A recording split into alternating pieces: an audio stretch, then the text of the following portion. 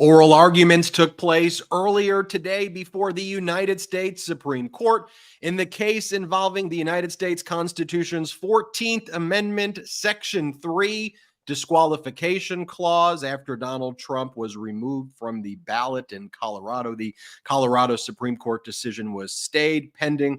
Oral argument will break down everything that went down in the oral argument. Moments after Trump's lawyers argued before the Supreme Court that January 6th was not an insurrection, guess what Donald Trump did? He held a press conference at Mar-a-Lago where he said January 6th was an insurrection, but then spread an unhinged conspiracy that January 6th was an insurrection led by then Speaker of the House, Nancy Pelosi.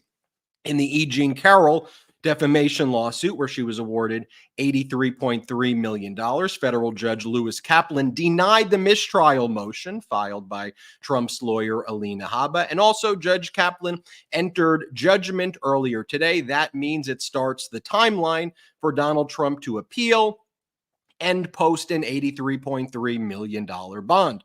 Switching to the New York Attorney General civil fraud case, Justice Arthur Engoron has not yet made a ruling there after some major developments. Of course, after closing argument, there was news that Donald Trump's former CFO, Alan Weisselberg, may have committed perjury in the case before Justice Arthur Engoron. Engoron sent some scathing emails to Trump's lawyers. Trump lawyers responded in some ways that are probably digging the hole deeper for them.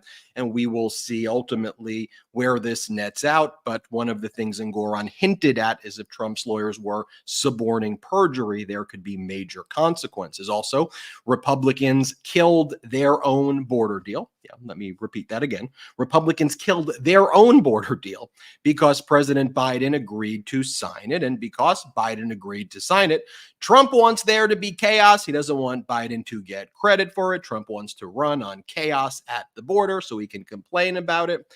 And the lead negotiator of this bill was Oklahoma Republican Senator James Lankford. Guess who? Trump endorsed him in 2022 for being, you guessed it, tough on the border.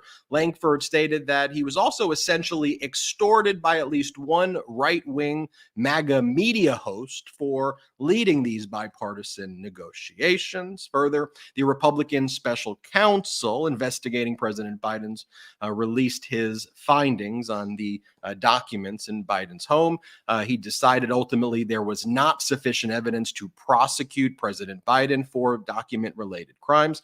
Unlike Donald Trump, President Biden fully cooperated with the investigation, but for his cooperation and doing the right thing, the Republican special counsel, Robert Hur, took some petty political shots at President Biden that are nonsensical and frankly don't concern me the least. I get the media is going to push that, but that's what the media is going to do. I'm going to trust my own eyes and ears and what I see. Meanwhile, you have Donald Trump doing ding, ding, swoosh, swoosh, swoosh, ding, mommy, and making weird noises like that. So I know what I see, folks. I know you know what you see. Also, moments ago, special counsel Jack Smith filed a pretty scathing reply after Donald Trump's team moved to extend pretrial deadlines in the Mar-a-Lago document case. Special counsel Jack Smith talks about how defendants will stop at nothing to stall adjudication of the charges against them by a fair and impartial jury of citizens. Also, moments ago, President Biden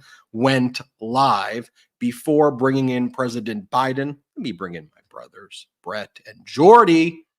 We got Jordy. Jordy, we want to hear from you right now. How are you doing? Congratulations on behalf of all the Meidas Mighty to you, your wife Lexi, your beautiful son. Jordy, how are you? I'm doing great. I'm doing great. I mean, it has just been so amazing. Thank you guys for holding it down. Thank you to the Meidas Mighty for holding it down. All the well wishes. I like to thank the news media for completely shutting down over these last 2 weeks while I was gone. That was really nice of them too. No, I'm just messing. Obviously, there was news to be had, and you guys did such a great job reporting on everything. So thank you guys so much. And shout out to my wife, man. Shout out to my wife, Lexi. Big shout out to Lexi. Strongest person I know. I mean, just seeing what she's gone through this whole birthing process to feeding and everything has been incredible. Strongest person I know. Shout out to mom. Mom's been here. Gigi. She's going by Gigi now, Meidas Mighty. So make sure, Gigi. She's been helping out. And so it's just a lot of sleepless nights. Everything they say is true when you have a newborn. And so it's awesome. I no longer see days. What I do is 2-hour feeding session to 2-hour feeding sessions, how I've been living my life. So thank y'all. Love you guys. The well wishes from the Meidas Mighty have been so appreciated. I've seen every comment. So thank you all so much. And I'm happy to be back. He's back. Well, Jordy, it's great to have you back. Welcome, welcome, welcome. I know you were incredibly missed. And you're right. Really, nothing has happened since you've been away. The news cycle has been absolutely quiet. And totally shut down. Speaking about that quiet news cycle, I would love to bring in the beginning of President Biden's remarks from just a few moments ago. Salty, are we able to pull that up? Would love to listen to what President Biden had to say earlier. Questions. As you know, the special counsel released his findings today about their look into my handling of classified documents. I was pleased to see he reached a firm conclusion that no charges should be brought against me in this case. This was an exhaustive investigation going back more than 40 years, even into the 1970s when I was still a new United States Senator. The special counsel acknowledged I cooperated completely. I did not throw up any roadblocks. I sought no delays. In fact, I was so determined to give the special counsel what he needed, I went forward with a 5-hour in-person interview over 2 days on October the 8th and 9th of last year, even though Israel had just been attacked by Hamas on the 7th and I was very occupied. It was in the middle of handling an international crisis. I was especially pleased to see special counsel make clear the stark distinction and difference between this case and Mr. Trump's case. The special counsel wrote, and I quote, "Several material distinctions between Mr. Trump's case and Mr. Biden's are clear," continuing to quote, "Most notably, after given multiple chances to return classified documents to avoid prosecution, Mr. Trump allegedly did the opposite. According to the indictment, he not only refused to return the documents for many months, he also obstructed justice by enlisting others to destroy evidence and then to lie about it.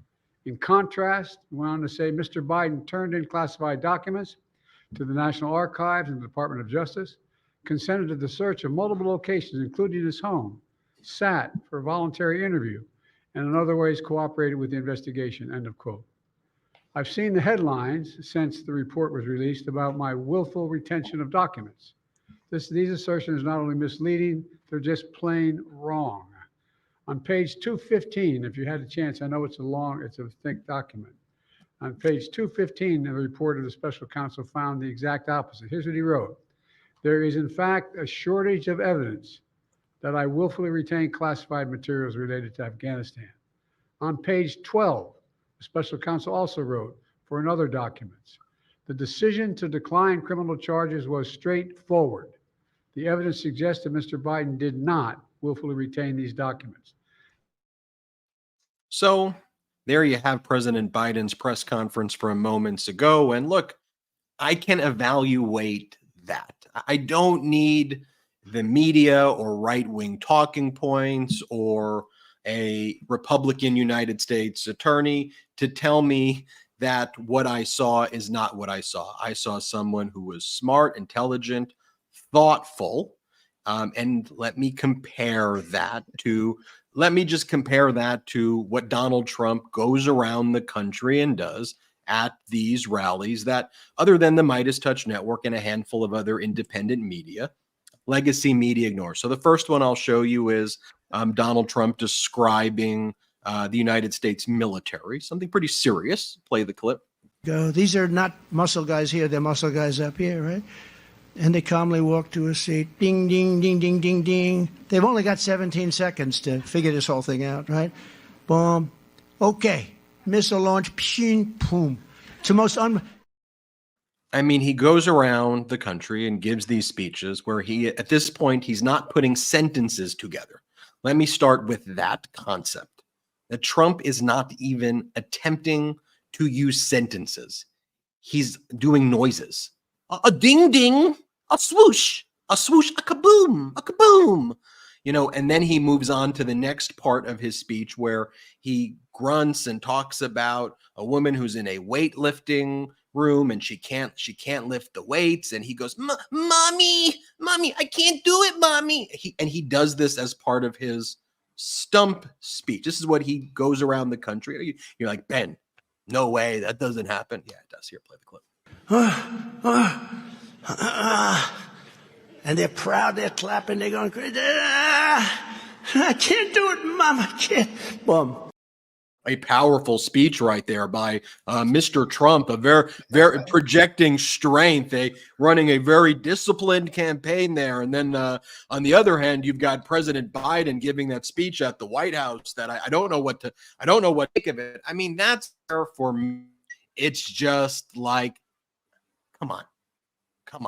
I know what's up. The pro-democracy community knows what's up.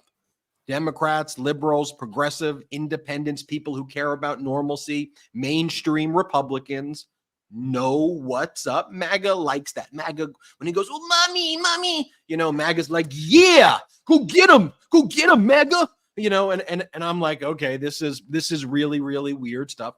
But here's the thing.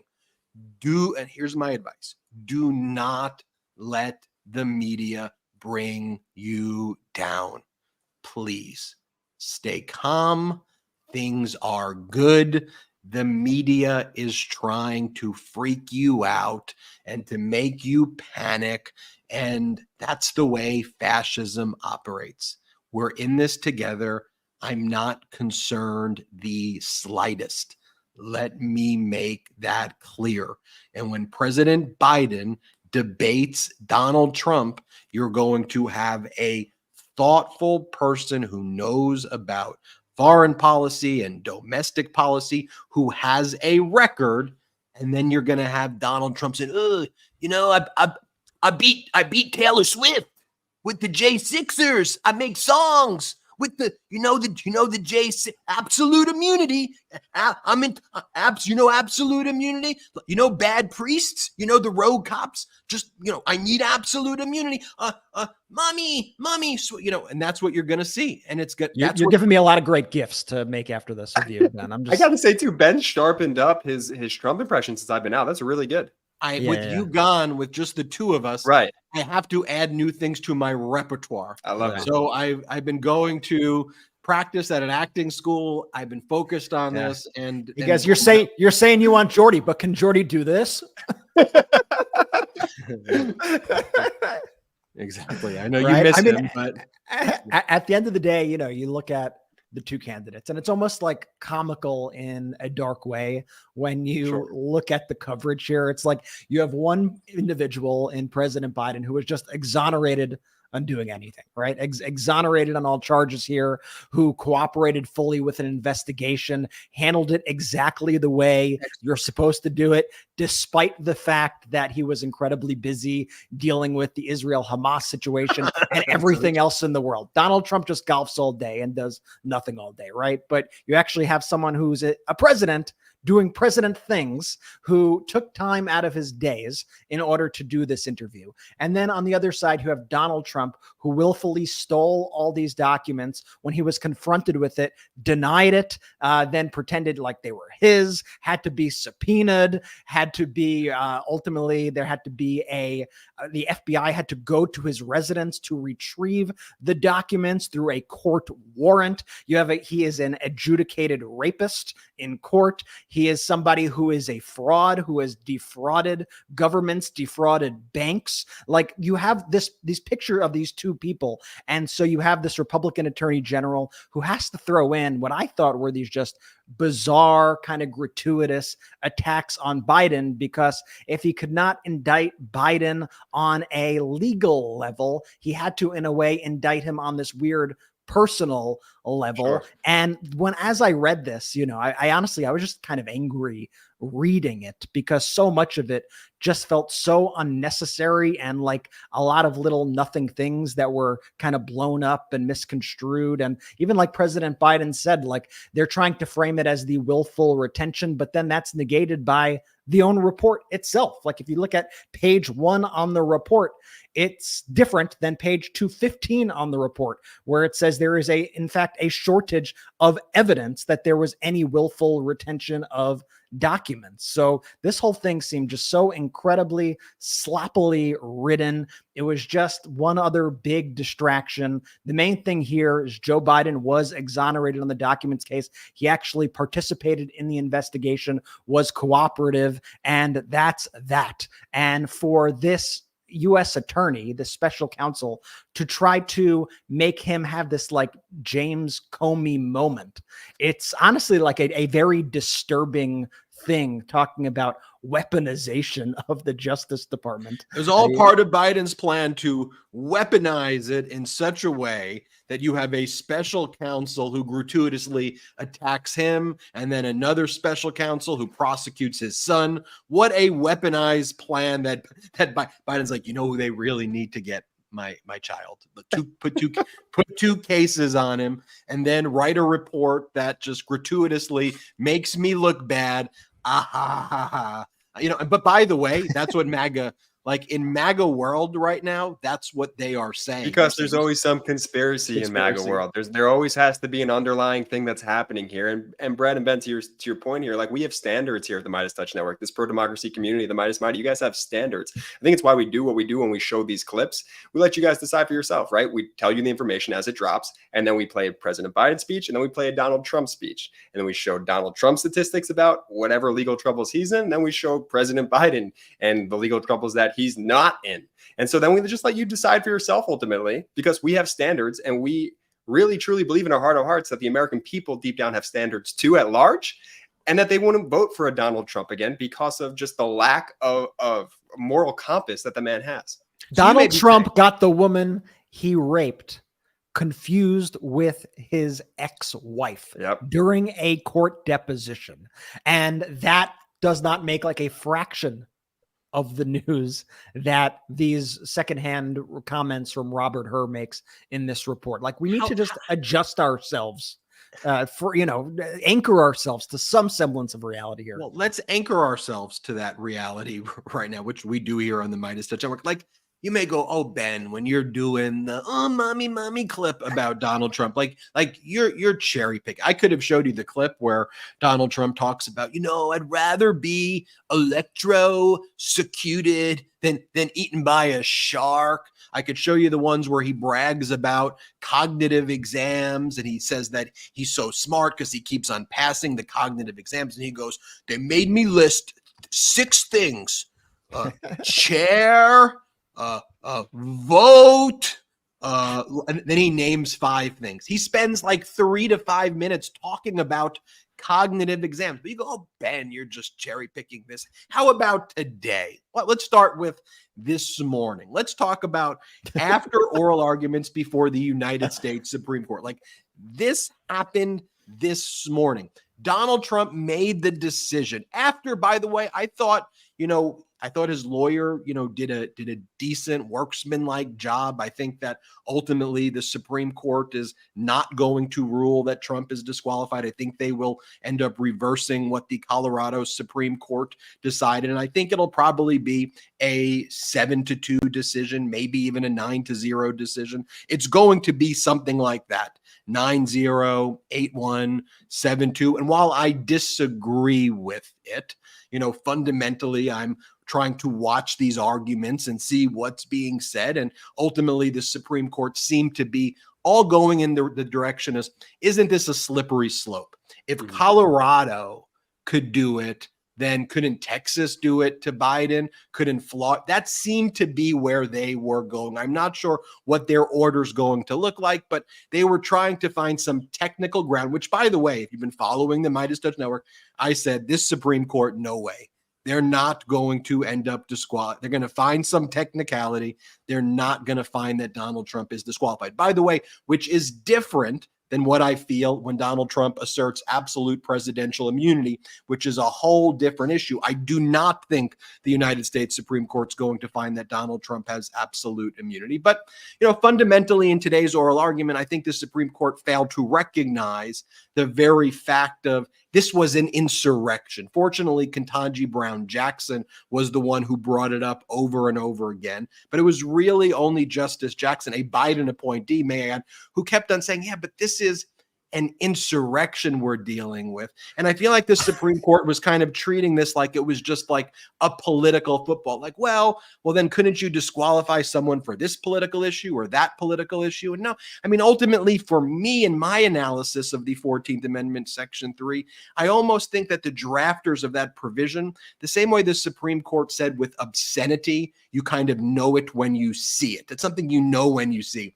I think the drafters of the 14th Amendment, Section 3, didn't think we'd be anywhere after the Civil War, because that's when the 14th Amendment, Section 3 was drafted, where you would actually have a major political party see an insurrection and then say, it wasn't an insurrection, and then turn it into a political issue. I just think that the framers of that provision thought that this was going to be something that the whole country would rally behind. That's kind of my view of it. And so I think that's the problem. That's the defect in what the Supreme Court was doing today. I think it's unfortunate that they're going in this direction where I think they will reverse the Colorado Supreme Court, but that just means people are going to have to vote. But let's take a look at what Donald Trump said after oral argument. And it's interesting because we'll show you in a little bit what his lawyer said. But first, let me show you what Trump said right after. Play this clip. I heard and I watched. And the one thing I'll say is they kept saying about what I said right after the insurrection. Because I think it was an insurrection caused by Nancy Pelosi. He goes, I think this was an insurrection. This was an insurrection. It was an insurrection caused by Nancy Pelosi. I mean, clearly an unhinged conspiracy. But just think about that. On a day where Donald Trump says January 6th is an insurrection that's caused by Nancy Pelosi. Think about that. That's not getting like any attention. We give it attention. We give it the attention it deserves.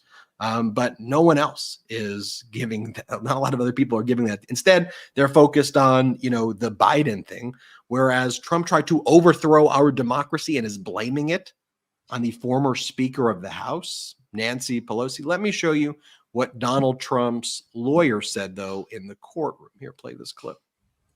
Pin down your principal argument on Section 3. You argue that even though the president may or may not qualify, presidency may or may not qualify as an office under the United States, your principal argument is that the president is not an officer of the United States, correct?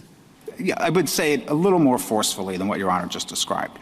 We believe the presidency is excluded from office under the United States, but the argument we have that he's excluded the president as an officer of the United States is the stronger of the two textually and has fewer implications for other constitutions. Bit of a gerrymandered rule, isn't it, designed to benefit only your client?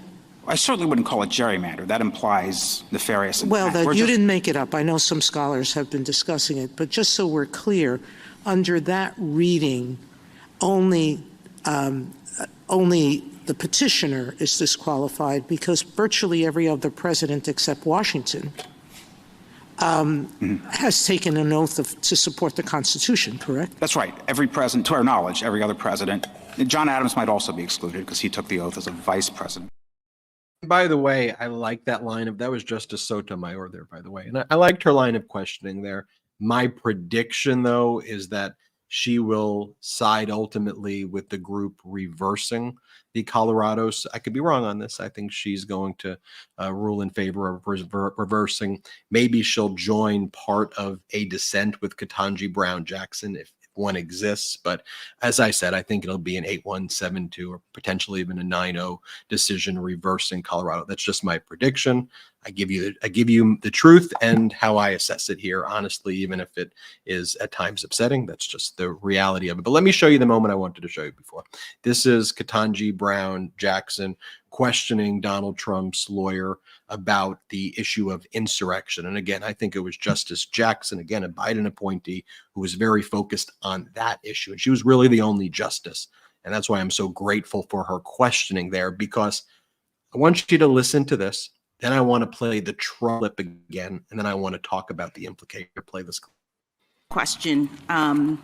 The Colorado Supreme Court concluded that the violent attempts of the petitioner's supporters in this case to halt the count on January 6th qualified as an insurrection, as defined by Section 3. And I read your opening brief to accept that those events counted as an insurrection, but then your reply seemed to suggest that they were not. So what is your position as to that? We never accepted or conceded in our opening brief that this was an insurrection.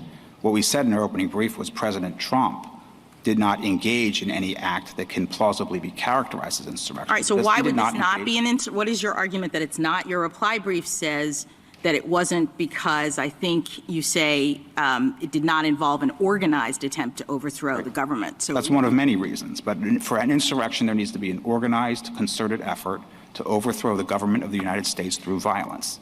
And this so your point is that a chaotic effort to overthrow the government is not an insurrection? No, we didn't concede that it's an effort to overthrow the government either, Justice Jackson. Right? None of these criteria were met. This was a riot. It was not an insurrection. The events were shameful, criminal, violent, all of those things, but it did not qualify as insurrection, as that term is used in Section 3. Thank you. Thanks. Shameful, criminal, and violent, but he says it's not an insurrection. But that was Trump's lawyer. Think about that. Justice Jackson got Trump's lawyer to say the events of January 6th, and he said it before the Supreme Court, were shameful, criminal, and violent. Shameful, criminal, and violent. That sounds like the opening brief of something special counsel Jack Smith can file. Now, when you see why Donald Trump said it was an insurrection, but Nancy Pelosi caused it, I think Donald Trump got very afraid when he heard that, because he's saying, no, now you're saying that I'm a criminal for what I did. So it is an insurrection, but Nancy Pelosi caused it. Did you catch what may have happened there? I was just thinking Donald Trump may be throwing the lawyer under the bus, but I think that I think he's doing that also. But I think Trump heard that, and I think Trump's pissed. Like, I think the irony here is that I think that lawyer's going to get the W. I mean, he's going to win. He did what his job was supposed to in that case. But he called what went down on January 6th, which it was shameful, criminal, and violent. So with that context, watch now what Donald Trump said immediately after. Play the clip. I heard and I watched. And the one thing I'll say is they kept saying about what I said right after the insurrection. Because I think it was an insurrection caused by Nancy Pelosi. You see, that was an important moment that I think. And the plane had to go fly and ruin the whole soundbite, right? I mean, come on. Pilot. You got to know this was coming. Airplane. I mean, it's like he's flat out admits it right there, though. Like, yes, it was an insurrection, and he tries to deflect. And it'll be interesting to see, the fallout from that. To me, it seems like he steps on his entire legal arguments from his lawyers right there. But I do agree with you. But no, his lawyer just said what happened on January. Trump's being criminally prosecuted for January 6th but not for an insurrection. Like he's not charged for insurrection. Prosecuted for engaging in crimes relating to overthrowing the democracy in various ways. And his lawyer categorized what happened as criminal before the United States Supreme Court, when Donald Trump now has to go back before the Supreme Court, potentially on the issue of absolute immunity after the DC Circuit Court. You get what after the DC Circuit Court of Appeals just affirmed what Judge Tanya Chutkan did in denying Donald Trump's motion to dismiss. 57-page order. I don't know. Doesn't it feel like it was 2 weeks ago? It was Tuesday. It was after our Monday Yeah, show. I can't believe it was Tuesday. Whenever I do these outlines, it's the same thing too. I'm like, the immunity decision that was what, like 3 weeks ago, 4 weeks? No, that was 2 days ago. You know, what was so strange too is after the DC Circuit immunity decision, you had all these legal analysts, Jonathan Turley and others, going on Fox, and they were like, Donald Trump has 90 days now to appeal to the Supreme Court to file his petition for certiorari. I'm like, do you read the documents? The DC Circuit Court of Appeal says Donald Trump had until next Monday. They gave Donald Trump a short deadline if he's going to petition for certiorari before the United States Supreme Court. Otherwise, a mandate issues and the case goes back to Judge Tanya Chutkin for proceedings. Donald Trump has until next Monday to file his petition for certiorari. And now his lawyer just said that what happened on J6 was criminal, violent, and shameful. Look for those words to be quoted by counsel Jackson. Oh, by the way, if you just want to see too, like, you're like, okay, we all watch the MeidasTouch Network. Like, what are they watching? Like, what are the MAGA people watching? Like, we watch Meidas. Well, you know, oftentimes when you like look at the list here of how many people are watching YouTube, like you may see another show that sometimes competes, the right wing show, Tim Pool. Tim Pool's like the MAGA podcaster, right? And so just so you know, this is what Tim Pool posts. Like, look, here at the MeidasTouch Network, we're talking about like, let's all bring everybody together and like let's figure out solutions. Tim Pool writes, at the exact same time Donald Trump says it was an insurrection, Tim Pool goes, imagine being an effing R and calling Jan 6th an insurrection. That's what the MAGA podcast. I want everyone to just take, I know Ben just said it, but just look at the timestamps if you can for a second. Tim Pool sent his post at 9:35 a.m. this morning Pacific time. And then not 3 minutes later at 9:38 a.m. was the clip of Donald Trump posted where Donald Trump himself calls it an insurrection. So, yeah, no, you can't get much better than that. By the way, do I think if you are a textualist, an originalist, do I believe that under the 14th Amendment, my own belief, what's Ben's belief, should 14th Amendment Section 3 disqualify Donald Trump? I believe it should. I just knew the Supreme Court was not going to go there. They're not going to. It's unfortunate. And then to your point, if we were, a Tim Pool show or a Jonathan Turley show, what would we be saying right now? It's going to be a unanimous decision in favor of disqualification. And then when it doesn't happen, we'd go, it's rigged. It's rigged. It's rigged. It's rigged. The goalpost. Right. And so that's what they do. They lie. And so, just giving you I listened to it. Just giving you listen to it. I'm just giving you my honest assessment of what I think is going to happen. I hope I'm wrong, but I think I do like listening to legal arguments like that when it's not like an abrasive argument. I do find it interesting, even when I don't agree with those arguments. Like I actually found Donald Trump's attorneys today to at least be reasonable and to try to make fact-based arguments. Unlike like an Alina Habba, for example, where you're just like, this person is a loon. She is making a complete and total fool of herself. And I like that intellectual exercise of listening to those court cases. I actually found it very interesting. And it was cool watching too with the Meidas Mighty today on our YouTube channel. We streamed it, and shout out to all the 43,000 people who were watching live while we were doing it. Top stream on all of YouTube, and hundreds and hundreds of thousands in total so far. So thank you. Have you checked out the MeidasTouch newsletter? MeidasTouch.com/newsletter. Sign up for free. MeidasTouch.com/newsletter. Also, make sure you're subscribed to the MeidasTouch YouTube channel. Let's get to 3 million subscribers by this summer. We've got a lot more show. Jordy, it's great having you back, man. Jordy in my house. Jordy. I'm feeling good with Jordy and the Meidas Mighty. We'll be right back after our first quick break of the show. So what if ordinary people, just like you and me, could change the world with the push of a button? Meet Lomi, the world's first kitchen appliance designed to turn your home into a climate solution by transforming your food scraps into nutrient-rich plant food. Now that I've invested in a Lomi, it's changed the way I deal with my food waste. Lomi is the biggest innovation in the modern day kitchen since the dishwasher. It's a smart and simple solution to turn food scraps into planned food. In just 4 hours, Lomi transforms almost anything you eat into nutrient-rich plant food at the push of a button. Lomi helps cut the chore of taking out the trash in half, and it eliminates bugs and odors in your kitchen. And here's a bonus. You get to feed your lawn and garden with an all-natural fertilizer that you just created out of your own food scraps. Lomi has helped me turn my home into a climate solution.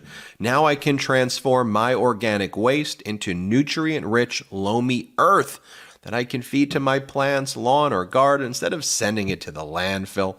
I can help the environment and make my life easier. All my food scraps, plant clippings, and even those leftovers I forgot in the back of the fridge, you know what I'm talking about, can go back into my garden, helping me grow more nutritious food at home. And now, Lomi's new app lets me track my environmental impact, earn points for every cycle, and redeem for freebies from Lomi plus other great brands. Lomi promises to bring you the best possible experience every time you run a cycle. They are one of the only kitchen appliances that has a full, no questions asked lifetime warranty on all devices, and they don't stop there. Lomi looks after you from day one and beyond. When you purchase a continued subscription, you'll automatically get upgraded to a new Lomi device every 3 years.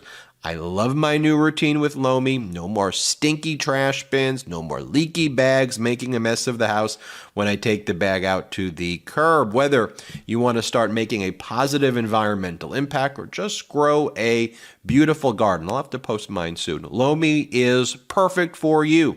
Head to lomi.com/Meidas, LOMI.com/Meidas, and use that promo code Meidas to get $50 off your Lomi.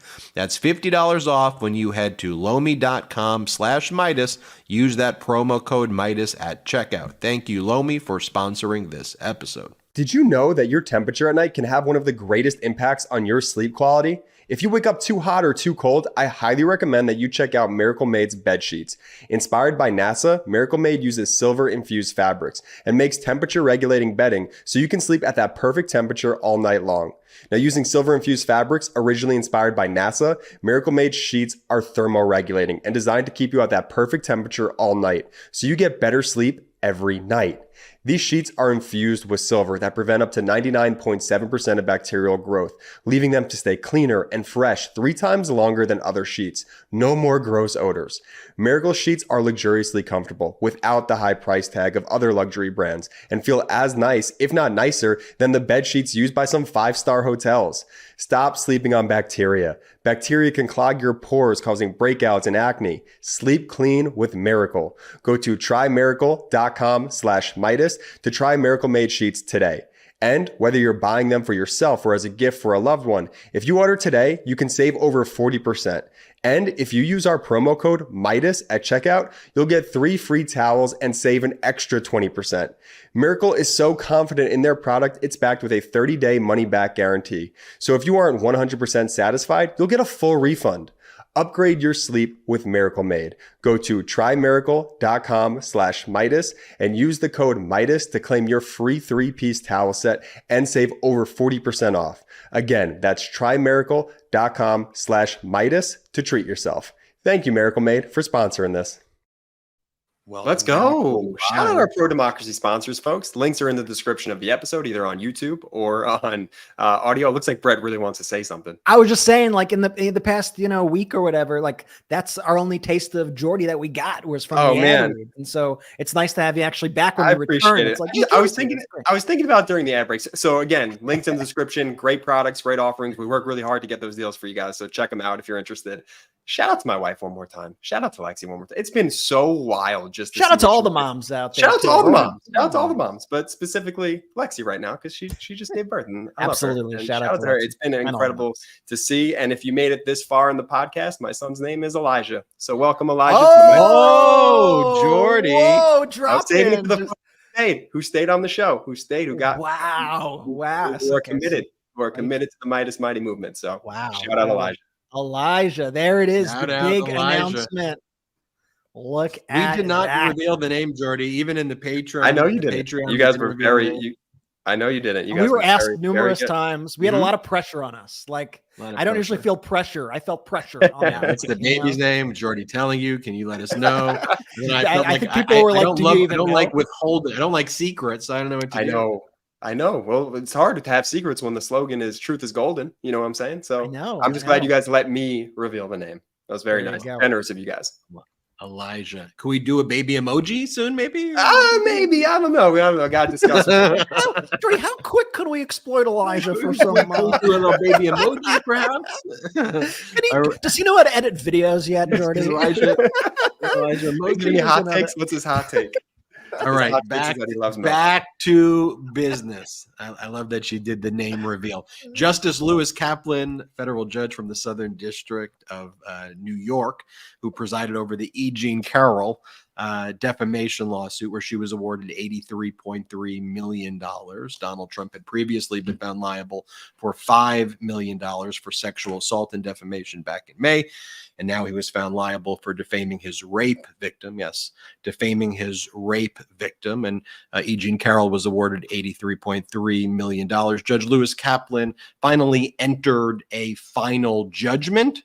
That happened a little bit earlier today. There you see it right there for the aggregate sum of $83.3 million. Now, this starts the clock for Donald Trump to have to post a bond in the amount of $83.3 million. And it also starts the clock for Donald Trump to appeal. Undoubtedly, he's going to file an appeal. But if he wants to stay or stop collection efforts by E. Jean Carroll, I mean, one of the things she could do is seize his bank accounts unless he posts this bond. And, you know, if Donald Trump is thinking he's going to be able to kind of hide his money or move the money around, he's under a fairly strict financial monitorship where in the New York Attorney General civil fraud case. And we've been saying, where's this verdict from Justice Arthur Engoron? And we've been telling you here on the MeidasTouch Network and on Legal AF, likely two reasons for the delay. One, the independent monitor letter. It's retired judge, federal judge Barbara Jones. She said that she had found these inconsistent, incomplete, and erroneous financial statements in her 14 months as an independent monitor. Her role is not more robust than just reporting, although in a final order by Justice Arthur Engoron, in addition to a disgorgement money award of somewhere likely in excess of $370 million that New York Attorney General Letitia James is asking for, Justice Engoron can also increase the monitorship powers for Judge Barbara Jones and allow her to basically kind of quickly flag fraud, and then Engoron can issue these interim post-judgment orders if she identifies things. So that's something that I think Donald Trump may be equally afraid of, in addition to the monetary amount, the disgorgement, because you could have an independent monitor like Barbara Jones flag these things, then rush to Engoron, and then Engoron can issue remedies right away. So if they find that there are phantom debt and, you know, this debt parking scheme of $48 million and this money doesn't exist, and rather than New York Attorney General Letitia James having to file like an entire new lawsuit that takes years, once you have this kind of independent monitorship that's long term, you can then kind of instantly issue these remedies once you have that final verdict. So that was one reason for the delay, is that she sent this letter that raised all of these other issues and potentially phantom debt. The other is that Trump's former CFO, Alan Weisselberg, is potentially in plea negotiations with the Manhattan District Attorney for committing perjury, where in the New York Attorney General civil fraud case before Justice Arthur Engoron. So Justice Arthur Engoron read the Times and said, whoa, whoa, whoa. Did Alan Weisselberg commit perjury here? And then Engoron sent an email to the parties and said, how should I deal with this fact? And then to Alan Weisselberg's lawyers, Alina Habba and Cliff Robert, are you aware of this? Did he commit perjury? Because you're aware that under the New York Professional Code Rule 3.3A3, you can't suborn perjury. So if you're aware right now that your client committed perjury, if you are learning that your client is in these plea negotiations to say that he committed crimes in my court and you don't alert me, you could be held responsible as well. So know your ethical responsibilities here. Let me know how I should proceed. And then Alina Habba and Cliff Robert responded, kind of digging the hole deeper, right? The law of holes is stop digging, and they keep on digging and digging. And they basically attacked the judge and said, it's inappropriate for you to take judicial notice and consider the article by the New York Times as evidence. That should not be evidence. And Justice Engoron's like, whoa, this isn't a debate. I'm not saying the New York Times article is evidence. I asked you a very simple question, which is, did your client commit perjury? Are you aware of that? Because that could impact my ruling. And if someone committed a crime in my courtroom, if a crime took place before me, I want to know about it. So here was Justice Arthur Engoron's response to Cliff Robert today. And it's interesting, in New York, they send emails like to the judge. I always found that interesting when I did cases in New York, because this doesn't really exist in California, at least. Yeah, what's next? But Text messages? The guy shoot me an iMessage. Yeah, in New York, this is what it says. Dear Mr. Robert, when I sent my straightforward, narrow request for information about possible perjury by Alan Weisselberg in the subject case, I was not seeking to initiate a wide-ranging debate with counsel. However, your misleading response grossly mischaracterizes the letter that I wrote, and I feel compelled to respond. Arguing against judicial notice is attacking a straw person, as I have not taken, do not plan to take, and did not suggest or even hint that I would take judicial notice of the subject New York Times article or the contents thereof. And then Justice Engoron goes on to say, if tomorrow Mr. Weisselberg confesses to having committed perjury about a significant matter in the case before me, or if he pleads guilty to such perjury at any time before I issue my final decision, I will research and consider what the law allows. I take seriously my obligations to find the facts and determine the truth. To that end, I find it appropriate to have reached out to counsel for Mr. Weisselberg, who is a defendant in this case, to inquire as to her knowledge, referring to Alina Habba, of this serious allegation. Indeed, Rule 3.3 sub A3 provides that, quote, if a lawyer's client offered material evidence and the lawyer comes to know of its falsity, the lawyer shall take reasonable remedial measures, including, if necessary, disclosure to the tribunal. This obligation applies even if compliance requires disclosure of information otherwise confidential. To know of the falsity, the lawyer must have actual knowledge, but such knowledge may be inferred from the circumstances. Hint, hint, hint. The circumstances right now, and I'm not reading from Justice Engoron's letter anymore, the circumstances now are that the New York Times wrote that Alan Weisselberg is negotiating a plea deal for perjury. So that should put you on actual notice of what is happening, to go and ask your client, hey, did you commit perjury before Justice Engoron? Alina Habba's response is that her ethics counsel, her ethics lawyer, told her that she's not allowed to respond, which directly contradicts what I just read to you. Rule 3.3 sub A sub 3 right there. And so I think what Justice Engoron is actually kind of putting in place here is saying, you're on notice. Your response was to lie to me and say that you're unaware. So now if I find out that this happens with Alan Weisselberg, I'm going to determine what the ultimate remedy is going to be right here.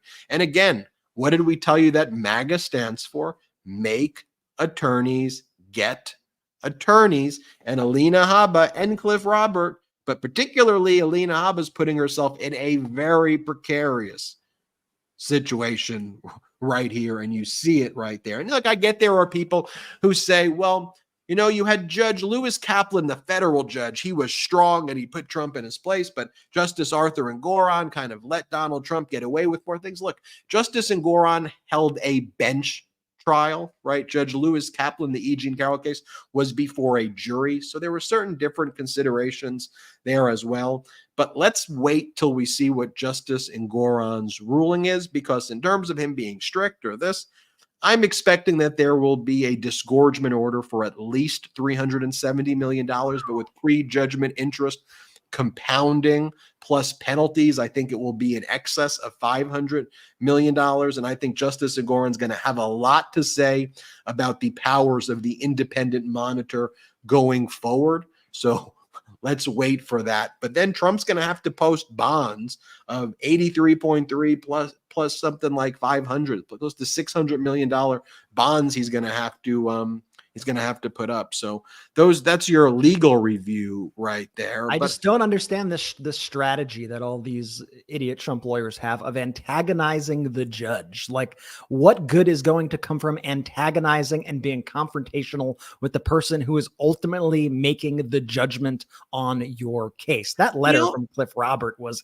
like, when I read it, I was like, whoa, this is outrageous. And then I saw Engoron's response and I was like, yeah, like, damn right. Like, you got to push back when you're accusing the judge of impropriety. Like, are you kidding me? Yeah, Cliff Robert. Like a lame, just some lame lawyer who's working on this case, attacking Justice Arthur Engoron in that way. I mean, when Cliff Roberts potentially suborning perjury, I mean, it's real absurd. But maybe, you know, what Trump's lawyers say is, look, if we engage in these tactics, you know, we'll get judges like a Judge Eileen Cannon who, you know, doesn't want to deal with all of that. So she'll just give us whatever we want. And, you know, we'll get away with all of this stuff before Judge Eileen Cannon. And, you know, they're basically doing that. Judge Eileen Cannon may as well be another member of Trump's legal team. I've like never seen anything like this before. She's like allowing things to be unredacted that give away FBI code names.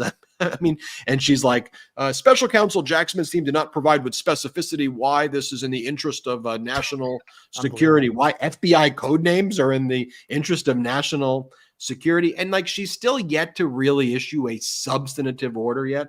She still kind of issues these like discovery orders and these scheduling orders and these paperless orders.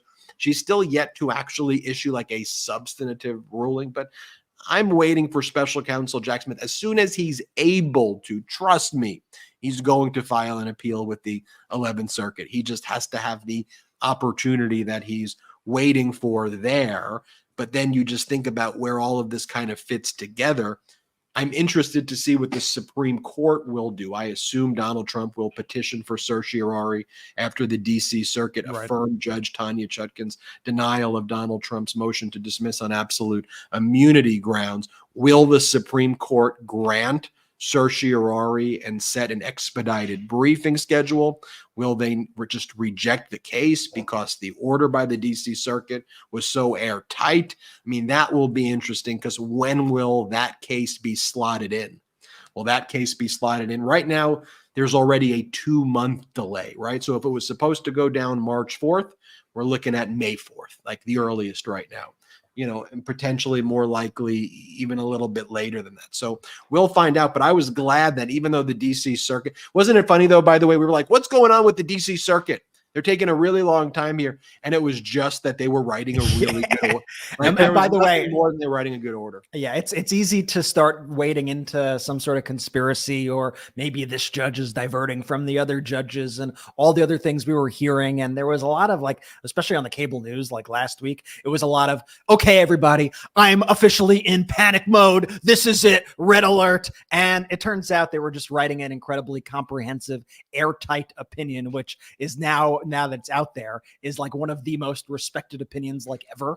And people are just universally praising, anyone who's like legitimate is universally praising this thing and speaking about how it's going to be taught in like law classes and things like that. And it's just funny when you think perspective, and I know, Yeah. we're racing towards an election and everyone's rightfully concerned. I get it.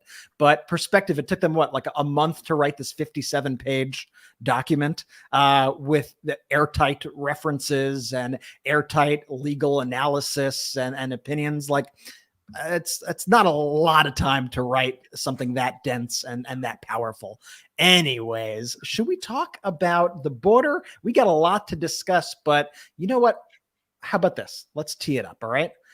Republicans had a bit of a rough week, I'm going to say, and MAGA Mike had especially a rough week. Republicans killed their own border bill.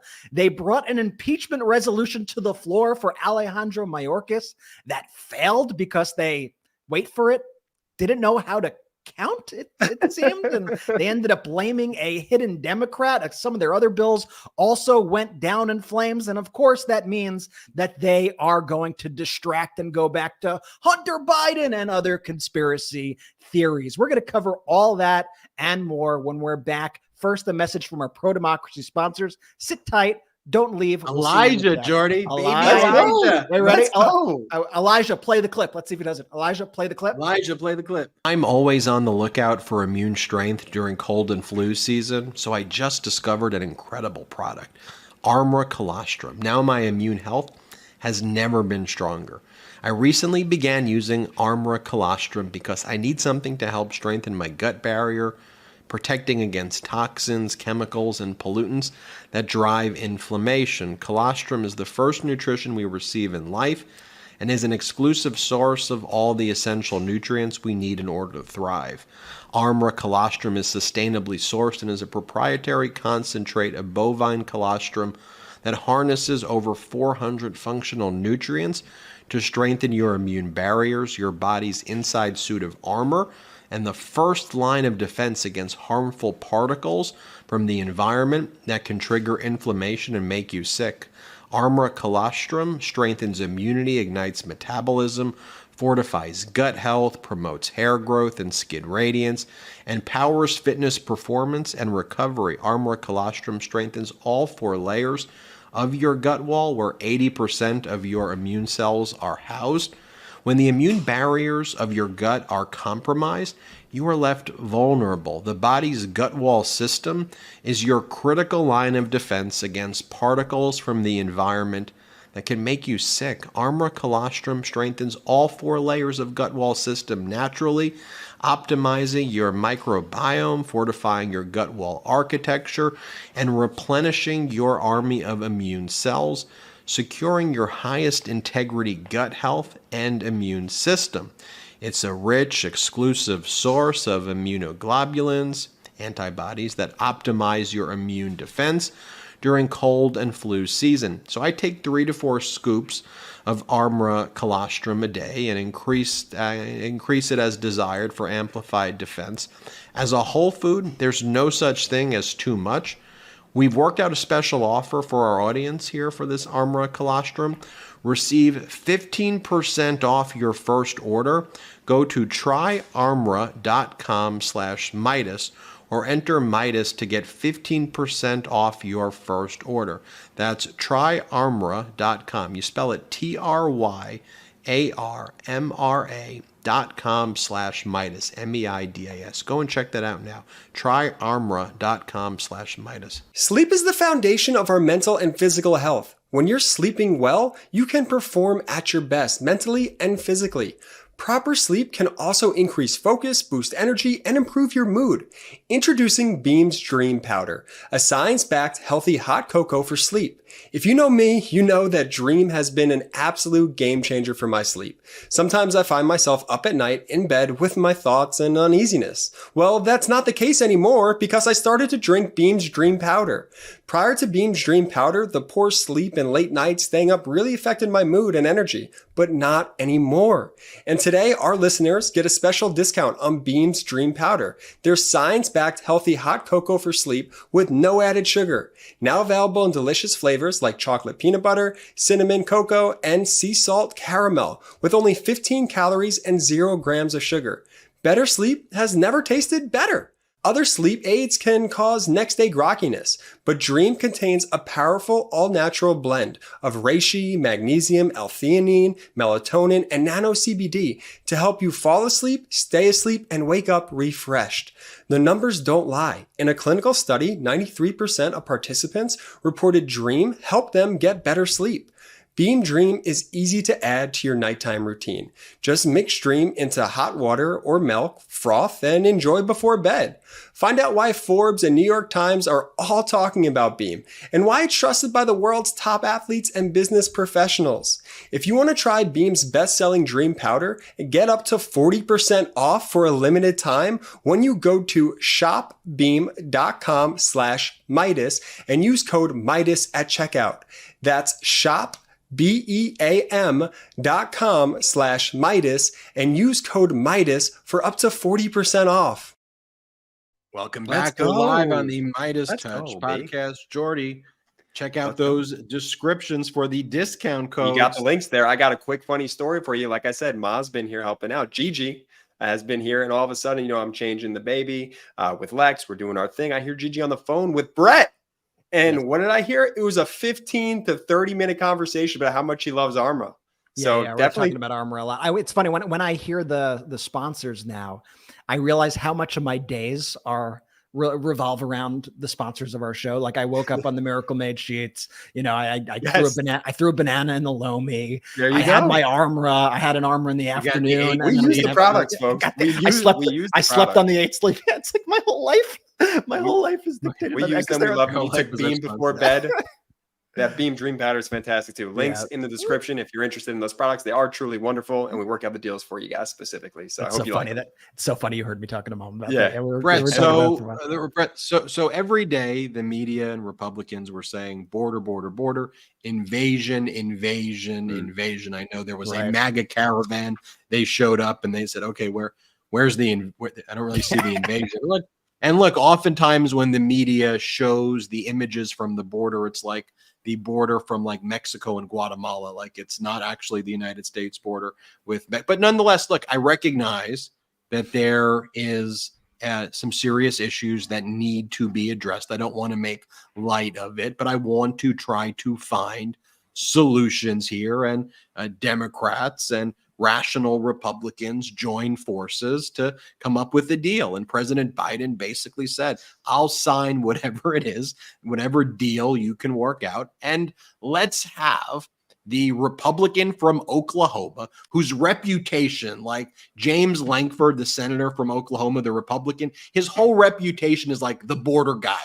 Like that's one of his things, that he talks about the border. He's the person with the border plan. He's got all of the specialty there. So we will even let the border guy from the Republicans put all the terms that they want, and we'll pretty much agree to the wish list of everything that you're asking for. We'll just go. Why? Because you're holding up aid to Ukraine, which is ridiculous. But okay, we'll trade you aid to Ukraine to stop Vladimir Putin from destroying Europe. We'll give you what you want on the border. Right? I mean, that's a deal, a compromise. And you had mainstream Republicans, independents, Democrats come together, and they put together a tough package, something that's very, very serious, that's tangible, that the Border Patrol Union supports, that would make a big difference. But Donald Trump, no one disputes that this happened. Donald Trump says, I want you to kill this bill because I want to campaign on chaos at the border. I want to campaign on an invasion. That's my thing. My theme is I whine about the border. Here's the thing, Brett. Nobody disputes that he said it. He posted it. He talked about it. He thinks that complaining and whining is a winning issue. You don't hear the media ever talking about, oh, by the way, so now you invite the invasion, you want the invasion because that's a winning issue for you. And so I just think that context, Brett, of like this negotiation, what happened here, you actually have the ability to get something done. And look, Republicans, actual Republicans, not the MAGA mutation, actual Republicans. Do you think I agree with James Lankford on mostly anything? But I'm like, all right, James, you've got some points here. Let's do it. Bet. I'm in. We'll do that. Then we do that. We come together. We high five. You didn't get everything you wanted. You got mostly everything. We didn't get what we wanted almost at all, but that's a negotiation. Good, let's get a deal. Brett, what happens? Yeah, it was the most conservative, I would say, border bill, compromise bill that we've seen like ever. Like they will never have an opportunity to pass something like this again. They just gave it away. It's truly unbelievable. And these Republicans immediately just destroyed the entire bill. They spent months and months and months working on this negotiation. They put in charge Republican Senator James Lankford to lead the discussions. President Biden was involved with the White House. You had the other Democratic senators involved. Mike Johnson, he decided, I don't want to be involved. And then he lied about it, saying that he was left out. It turned out that he said he didn't even want to be involved. And as this is coming to fruition, it's not even released yet. And Fox and right-wing media get the kill order from Donald Trump. Sink this thing because I want chaos. And sink it they did. They went into high gear right away. You had Laura Ingraham, I remember vividly, weeks ago, before any of the text of the bill was even released. Nobody even knew what was in the bill. She put up a graphic on her show that cherry-picked little things from it to make it seem as unappealing to the MAGA hardliners as possible. And the second that happened, I feel like the bill was dead right then and there. It didn't matter what the facts were. She had already poisoned the well with her lies. Whatever happened after that did not matter. And so ultimately the news starts coming out about what's in the bill. And it's a strong bill. Like I said, like the strongest compromise bill there ever was. But by this point, you have Donald Trump already saying, don't pass it. I want to run on this issue. And you had the entire kind of MAGA ecosystem all rallying behind that we need to kill these things. Anybody who is for this is a radical extremist Democrat. That's what you had Elise Stefanik saying the other day. I'm like, really? Republican Senator James Lankford and the Border Patrol are radical extreme Democrats? Like, get over yourself. And the lies came so fast and furious. The pressure campaign was kind of unlike anything you've ever seen in the past, with Fox News and all these kind of MAGA influencers ganging up and literally trying to threaten lawmakers to not pass this bill. And you might think, that's a conspiracy theory. There's no way Donald Trump ordered a hit on this bill. Well, he said it himself. We've played those clips many times. You could read them on a social media feed. You may say there's no way that Fox or some other political commentators out there were actually threatening lawmakers to not pass legislation in order to help the people. An organization like Fox or one of these media networks, they wouldn't actually threaten to destroy a lawmaker over working on bipartisan legislation. Well, guess what? You don't have to believe me. I give you Republican Senator James Lankford speaking about the threat he received from a, quote, popular political commentator. Some of them may have policy differences. Some of them have been very clear with me. They have political differences with the bill. They say it's the wrong time to solve the problem, or let the presidential election solve this problem.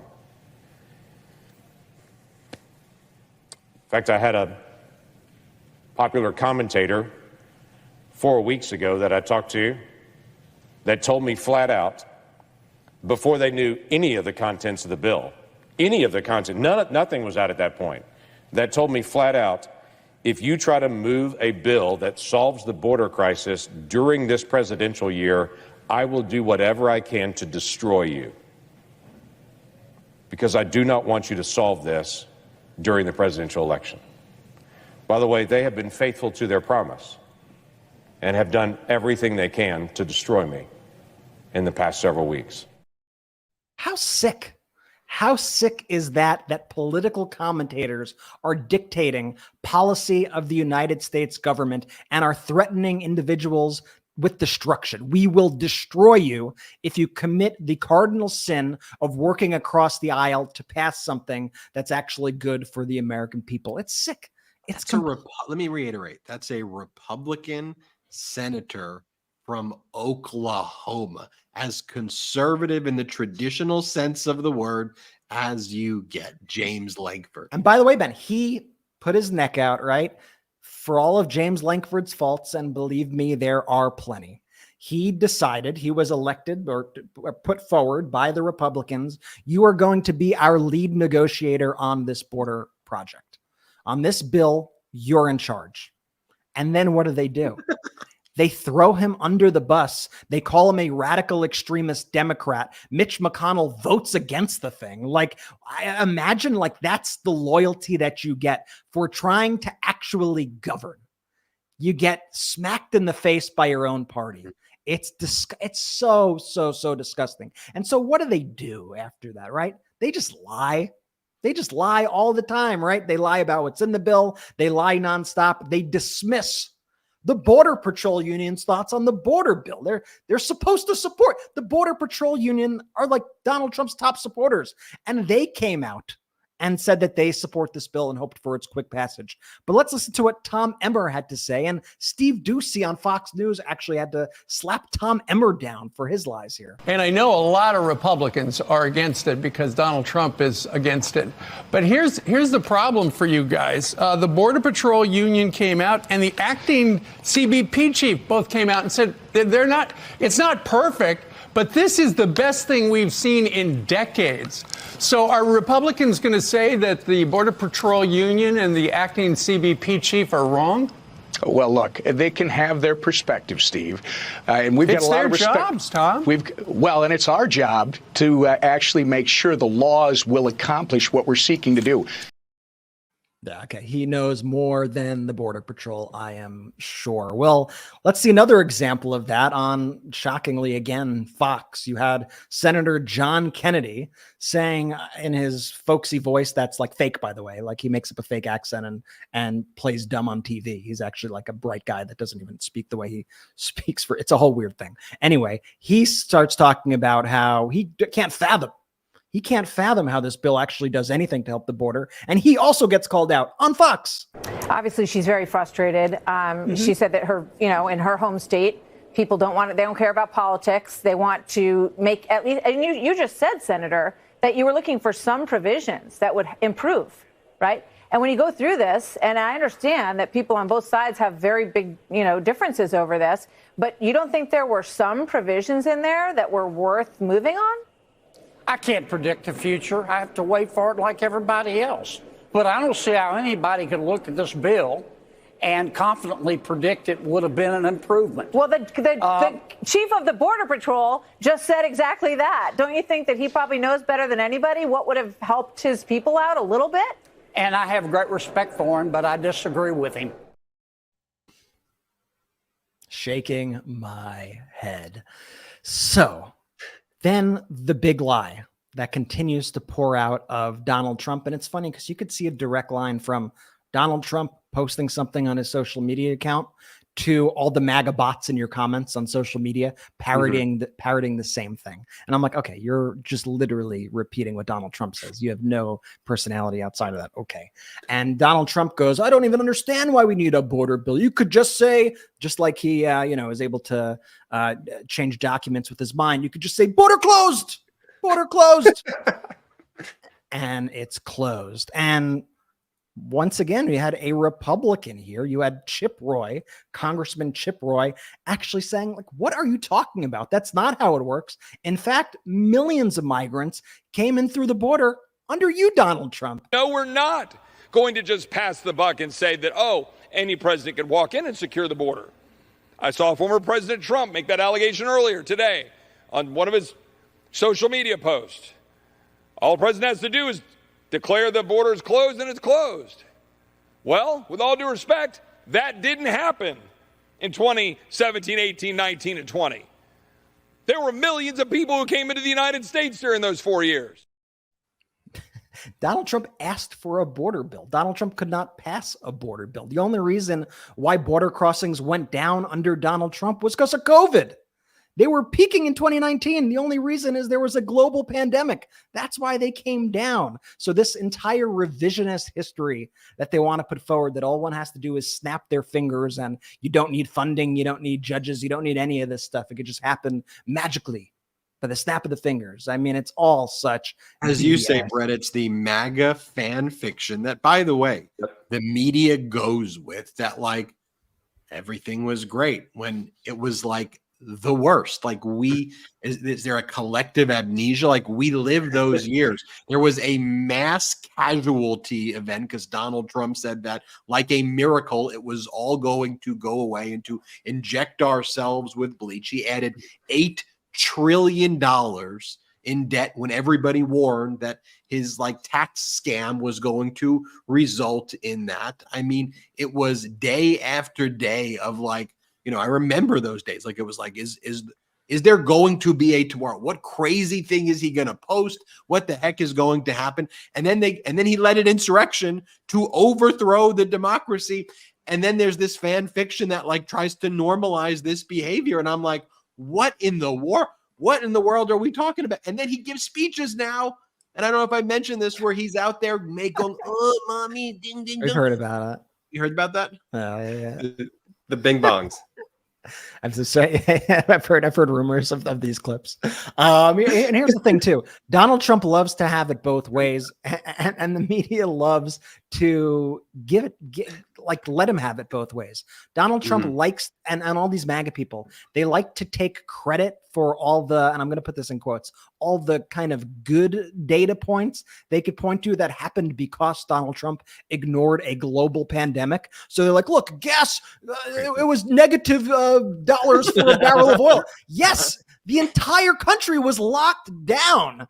And then in the same breath, they blame Biden for the inflation caused by all of that, or blame Biden for the loss of jobs that happened under Donald Trump. It's like, you can't just pick the good stuff or what, and I say that once again in big quotes, from the COVID pandemic when that happened, and then ignore the ramifications and Joe Biden's ability to actually get the country back on track after it. You cannot have it both ways. I'm sorry. I wanted to show you before we stop talking about this border chaos caused by the Republican Party here. I want to show you Senator Mark Kelly of Arizona. A serious senator. What does a serious senator look like when the Senate fails to pass this bill that the Republicans asked for? Watch this. But right now, we came up with bipartisan legislation that we worked on for months that does a lot of really good things. It's $20 billion for border security. I mean, what this does to the Border Patrol, hiring new agents, asylum officers, building new detention facilities. That's why this legislation is supported by the Border Patrol Union. Why the Wall Street Journal came out in favor of it, because it's good legislation that will help. And the administration said if this passes, they will use these authorities. Our job is to pass legislation. We failed to do that today, and I think this is a really shameful day for the United States Senate. It is. It's shameful. It is absolutely shameful. And as if that failure in the Senate was not enough, over in the House, the Republicans were also having a variety of failures. They made a whole big deal. We're going to impeach Homeland Security Secretary Alejandro Mayorkas. We're going to do it. And meanwhile, by the way, they're impeaching the guy who should be working on the border while they are not doing anything to help the border. They are taking him away from his job in order to try to impeach him because they don't want to actually give him the resources that he needs to actually get a good handle on the border. But I digress. They have this vote. The vote fails. They miscounted. They didn't count the right number of bad votes. with numbers. Bad, horrible numbers. They can't count. And it failed 214 to 216. You had a few Republicans voting against it. One of them voted against it for just procedural reasons so they could bring it back up. And then you had Al Green, Democratic Representative Al Green, arriving straight from the hospital in a wheelchair, still wearing scrubs, to make what would be the deciding vote for this. And Republicans did not prepare for that contingency. And they immediately started going into all these conspiracy theories, right? They hid their members, or we could have had to count, but Democrats hid their members from us. Him. Marjorie Taylor Greene looked near tears after this vote failed. So let me start with her. I'm glad you asked that because, well, we can basically look at this as a game, unfortunately, and their strategy. And they hid one of their members, waiting to the last minute, watching to see our votes, trying to throw us off on the numbers that we had versus the numbers they had. So, yeah, that was a strategy at play tonight. Hidden Democrats. Hidden in the hospital. There's Hidden in a hospital. There's no personal accountability with this modern day Republican Party. It's always somebody else's fault. It's always some conspiracy. Oh, they're hiding stuff. I mean, what was with that like pearl clutching she was doing there too? I mean, she did look like she was near tears in that instance. And it's just such ghoulish behavior from such a ghoulish party. Remember when Republicans used to consider themselves the party of personal responsibility? Put yourself up by your bootstraps, Brett. It's never true. But now it's always everyone else's fault. It's not. That's the thing that we talk about though with Trump. It's just they've taken on. It's all MAGA is all this like whiny, just like loser, and it's just whiny. It's just like just be quiet. Just they're all like that, and by the way. That's all that Donald Trump does too. They've all kind of inherited, he's made the party this whiny mentality. And speaking of ghoulish, Jordy, they scheduled this vote to happen on this day because they thought Al Green would not show up because he was in emergency surgery. They specifically planned it because they knew that this guy was in pain and in the hospital, and they thought it would be easier for them to pass this thing. And Steve Scalise is currently not there. He's going to be back next week. So they probably will pass this impeachment resolution next week, but they failed miserably this time. He wasn't hiding. The Democrat wasn't hiding. He was actually in the hospital getting some much needed surgery. Guy was in the hospital. He signs himself out of the hospital Hey, because a hero. the ghoulish behavior that's happening. A hero. Truly. Heroic move, by the way. Yeah. And they just admit it too. You had Speaker Mike Johnson after be like, yeah, well, we didn't realize that the Democrats, some people were going to show up. We didn't think that we're going to show up. Yeah, on impeachment, last night was a setback, but democracy is messy. We live in a time of divided government. We have a razor thin margin here, and every vote counts. Sometimes when you're counting votes and people show up when they're not expected to be in the building, it changes the equation. But listen, we have a duty and a responsibility to take care of this issue. We have to hold the Secretary of the Department of Homeland Security accountable.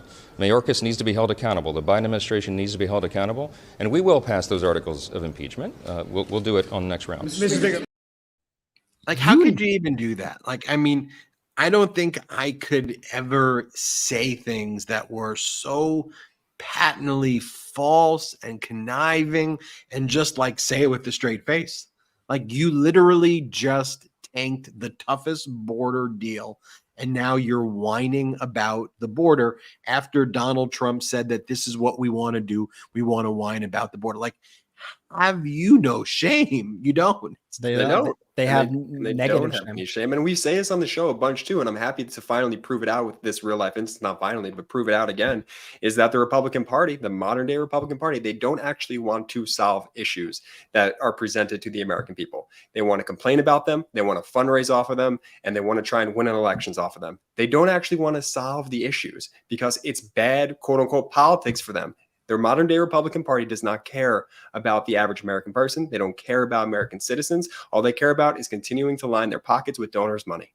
Say what you want about the Democrats. At least they try. At least they're trying. At least they have their hand across the aisle. At least they're giving concessions on bills. At least they're trying to actually do the hard work of governing. And you're exactly right, Jordy. There's no incentive structure in the Republican Party to be rewarded for actually helping people. And instead, it's the opposite. Like, if you were a Republican senator and the next big issue came up, right? And they go, Jordy, we want to put you in charge of this negotiation. You're going to look at Lankford and be like, I don't want to end up like this guy. Exactly. I don't want to end up public enemy number one, getting death threats, getting threatened by political commentators, getting all this hate on. So I don't need that stress. I don't need the hate directed at my family. I'm just going to sit this one out. That's the effect of all of it, right? The effect of it is to grind everything to a standstill. And at least the Democrats kind of treat Republicans with the seriousness that they deserve. Here was, while they were speaking about this impeachment resolution, you had Jamie Raskin, right? And he was knocking Republicans for this resolution entirely. And he had to bring up also at the end, which I loved here, Marjorie Taylor Greene's inability to read the word indictable, which I caught that clip and it went viral because of the MeidasTouch Network last week. Marjorie Taylor Greene called it indictable crimes. She must have had Hunter Biden. Have you seen that clip, Jordy? I did. I saw the clip. She must have had Hunter Biden on the mind. Indictable crimes. So Raskin spoke about indictable crimes on the House floor. We're here because the madcap wild goose chase to impeach Joe Biden has produced no wild geese. Even Fox News is lampooning the fact that their own expert witnesses repeatedly say President Biden did nothing wrong and there are no grounds for impeachment. More than a dozen GOP members in Biden majority districts don't want to go anywhere near that fantasy production. So the Trump-Putin mega faction, headed up by the distinguished gentlelady from Georgia, has been given this worthless trinket of a consolation prize, the opportunity to bring a slapstick impeachment drive against a cabinet member of unimpeachable integrity who has obviously committed no treason, no bribery, no high crimes, no misdemeanors, nothing indictable or even indictable, if you prefer. Indictable crimes. Damn. Oh boy, oh boy, oh boy. Well, when you have when you have a run of bad news like that, you gotta cheer the sheep up a little bit, right? You got these people so angry, and then you failed on all these bills, right? And then Johnson put forward this standalone Israel bill to try to screw over Ukraine by decoupling the two. He failed at that as well. So what do Republicans got to do? Jordy, you want to take a guess here? Oh man, you show me. It rhymes with punter. It rhymes with punter Titan. Oh, do they go Hunter Biden route, Brett? Oh, ding, ding, ding, ding, ding. As Donald Trump would say, ding, ding, dong, ding, ding, ding, dong, push, push, push, push, push, push. And so, so immediately, you have James Comer once again going on TV. I was looking under my drawer and I found over here a Hunter Biden letter.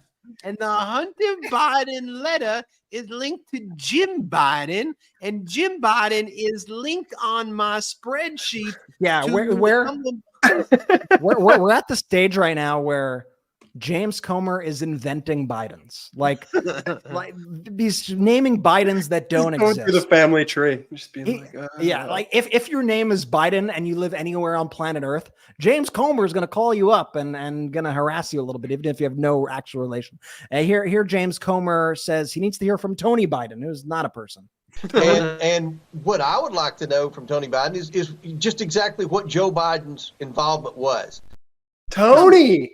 Big Tone. They call him Big Tone. Tony. Tony, have you heard? Tony, have you heard from our Have you heard from our whistleblowers who are in China spying on America, Tony? We talk about the incentive structure, right, or lack thereof, of what's set up for the modern day Republican Party, and you could go the Langford route, where you want to try and be a serious Republican, and for a moment at least, and try and pass a serious bill and work across the aisle, and you get shunned by the media, and you get sort of just like yelled at and berated and threatened by these top political right-wing commentators, or you go the Comer route and you appease these lunatics and you get invited on these different media shows, right? That's the incentive structure now for the Republican Party. How much FaceTime can I get on Fox News, OAN, you name the right-wing channel? That's what they're fighting for. Not the American people, but their airtime.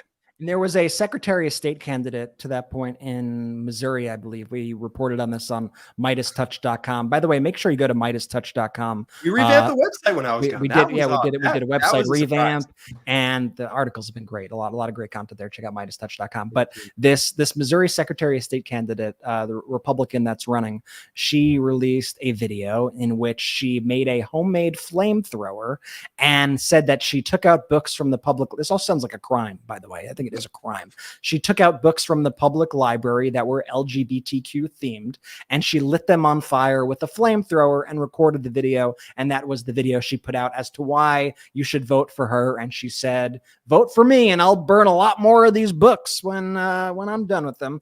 And to Jordy's point, what happened after that?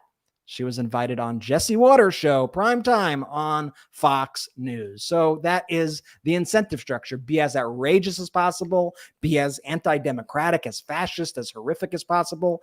But just to show you just how ridiculous this is, I'll play this one final Comer clip and then I'll move on from this. But James Comer says he's got a new investigation, Jordy. New investigation.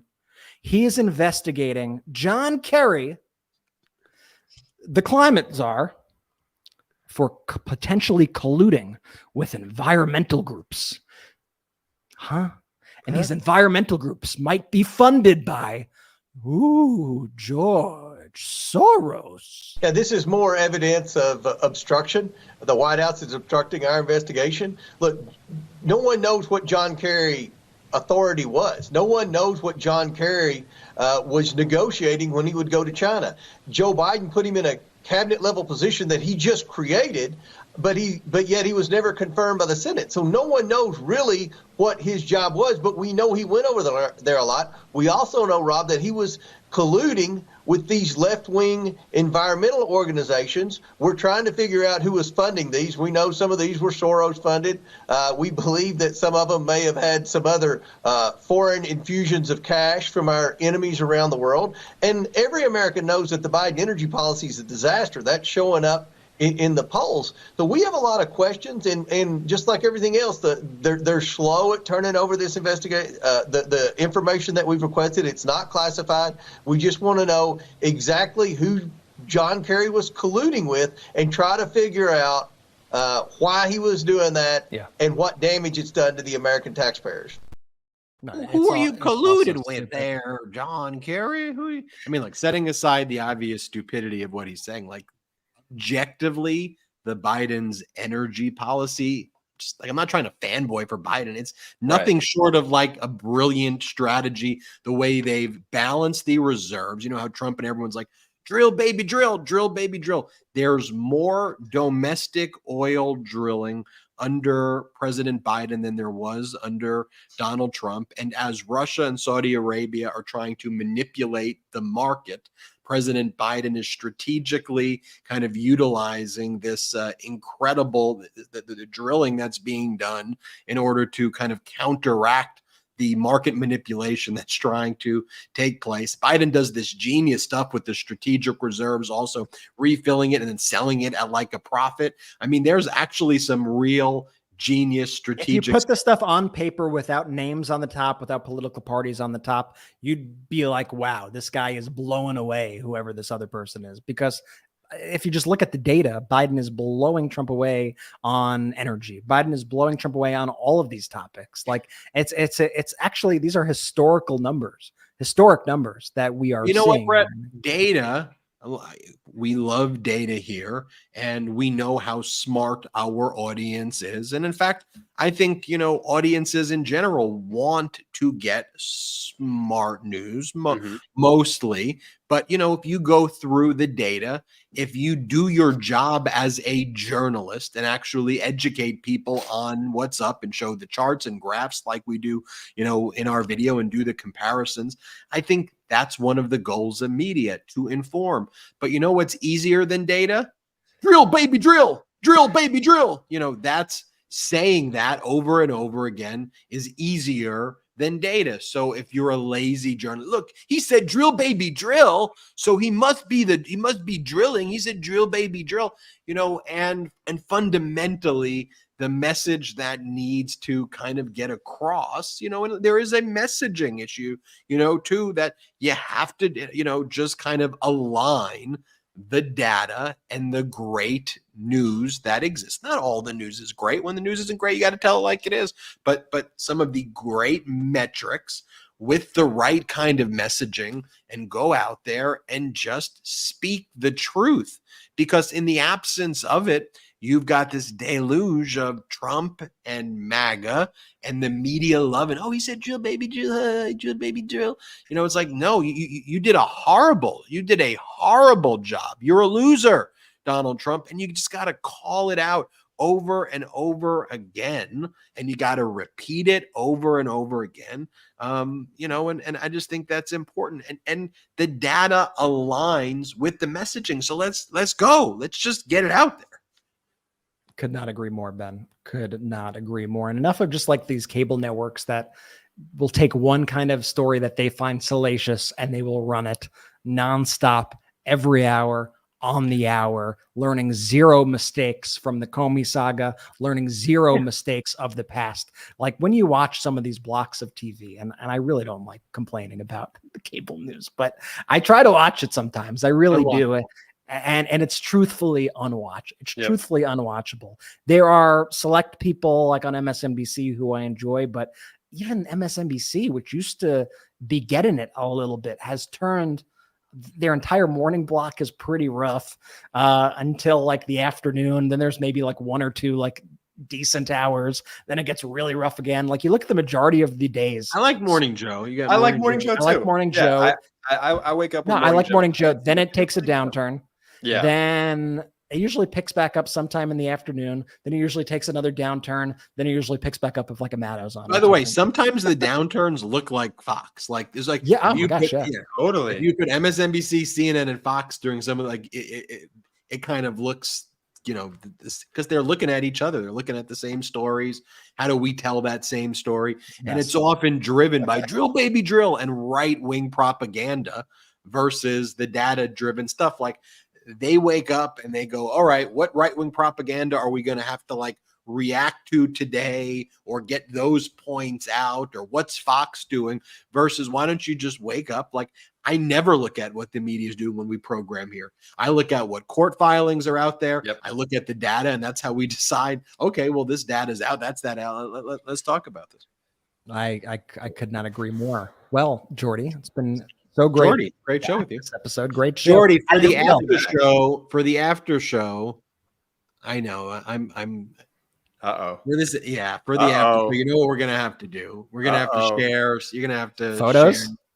Yeah, I mean, it's almost like I almost feel bad promoting the after show and telling people to join because I know everyone's gonna want to join it. So I feel bad, like saying if you want to learn about Jordy's baby stories, you have to join Patreon. But that's why I was like, well, anyway, it supports the growth of the network, and it totally does. We'll ask Jordy about everything. So if you want to hear all of the baby stories from Jordy, we couldn't get to it in the show, go to patreon.com/MeidasTouch, patreon.com/MeidasTouch. We're not funded by outside investors here at the MeidasTouch Network. So the way we grow this independent media platform are through those pro-democracy sponsors, the discount codes in the description below. Shout out to all of them. Jordy, you do an amazing job selecting them and bringing those to the network. The other way we grow our network is through those emojis. Unlock the emojis by becoming a YouTube member. You hit that $sign below, and you can actually gift people memberships. And the other way we grow the network is through our Patreon, and we do exclusive after shows there and Zoom meetings. And so Jordy will share the baby stories at patreon.com/MeidasTouch. We will devote it all to that. Jordy, I'll give you the final words before we go. Shout out to the Meidas Mighty. Standing strong against the fascists, we sing our song. We will get it right whenever. At MeidasTouch, we are unapologetically pro-democracy, and we demand justice and accountability. That's why we're spreading our message to Convict 45. That's right, gear up right now with your Convict 45 tees and pins at store.MeidasTouch.com. That's store.MeidasTouch.com.